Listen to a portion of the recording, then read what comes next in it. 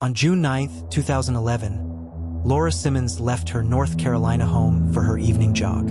A devoted mother of two, she never skipped her routine. But that day, she didn't return. Her family, knowing Laura's strict routines, quickly became worried when she didn't return. Calls went unanswered. At first, they thought it was just a delay. Maybe she had run farther than usual or had an issue with her phone. But as time ticked by, that sinking feeling in their hearts told them something was terribly wrong. By 9 p.m., her family contacted the police, and a search was launched. What followed would unravel a web of lies, obsession, and hidden secrets that no one saw coming. As the sun set on that warm summer evening, the air was thick with fear. Laura was missing. The police started their search immediately, questioning anyone in the neighborhood who might have seen something. They combed the nearby woods, hoping to find signs of her. But by 11 p.m., there was still no sign of Laura. It was as though she had vanished without a trace. The authorities began to suspect that Laura might have been the victim of a random abduction, a crime that had happened too often in that area. But something felt off. Laura's phone went straight to voicemail, and her wallet was still at home. If she had been kidnapped, why had she left her belongings behind? The mystery deepened, and as the night dragged on, the search only expanded. Laura's family, particularly her mother and father, were frantic. Laura had never gone missing before. She was a responsible, organized woman, a mother who made her children her top priority.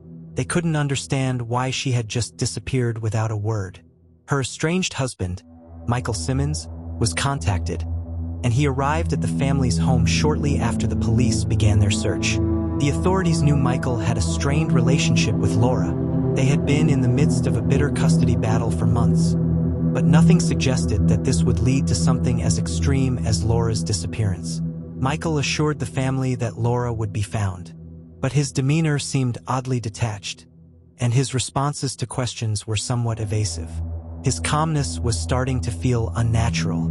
As the investigation continued, detectives started to dig deeper into Laura and Michael's past. They discovered that Michael Simmons, a successful businessman and co-founder of a software company, had always been viewed as a stable and devoted family man. But as the police delved into his personal life, the cracks in that perfect image began to show. Just months before Laura's disappearance, Michael had been arrested for breaking into Laura's house and vandalizing her car. The arrest had been a wake-up call for the family, but no one had expected this small altercation to escalate further. What wasn't known at the time was how controlling and obsessive Michael had become. The more police uncovered about Michael, the more disturbing the truth became. Laura and Michael's marriage had been rocky for years, but the custody battle over their two children had pushed things over the edge. Michael's obsession with control became evident. He had started stalking Laura, even hiring a private investigator to follow her every move. He became jealous and paranoid, convinced that she was trying to leave him. But that wasn't all. The investigators learned that Michael had been having an affair for several months, and he had set up a secret bank account in Laura's name to hide his financial activities. Laura had begun to suspect that something wasn't right and confronted him about his infidelity. This was when the bitterness in their relationship escalated, and Michael's anger turned to something much darker. In the months leading up to Laura's disappearance, Michael had hired a private investigator to keep tabs on her. He wanted to know where she was, who she was meeting, and whether she was seeing anyone. But what struck the investigators as odd was the fact that Michael wasn't simply interested in finding out about her personal life.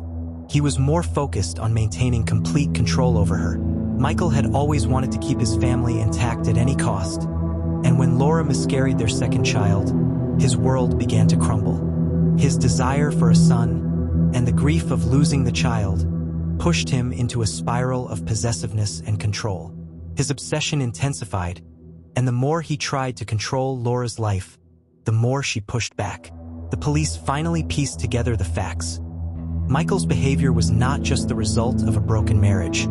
It was rooted in his uncontrollable need for dominance. Laura had been his target for years. When the divorce was imminent, and the custody battle seemed like a lost cause, Michael saw no way out. His obsession with controlling Laura led him down a dangerous path. As the investigation progressed, it became clear that Michael Simmons had been involved in his wife's disappearance from the start. He was manipulative, capable of anything to keep Laura under his control. The chilling truth was that his actions, his manipulation, his obsession, led directly to Laura's tragic fate. The police finally uncovered the evidence they needed to confront Michael. The DNA evidence and forensic analysis pointed directly to him. He had been the one to orchestrate Laura's disappearance, carefully covering his tracks. His secret bank accounts, his affair, and his stalking had all been part of his plan to keep Laura trapped in a life she didn't want. In the end, Michael was arrested and charged with the murder of his wife. The court case brought more shock and heartbreak as the details of his controlling behavior and dark obsession were revealed to the public. Laura Simmons' death remains a tragic reminder of how deep the desire for control can go. Her family and friends will never be the same after what Michael did. His obsession took the life of a woman who just wanted to live peacefully and raise her children. Thank you for watching. Please subscribe for more chilling true crime stories and comment below your thoughts on the case. What would you do if you were in Laura's shoes?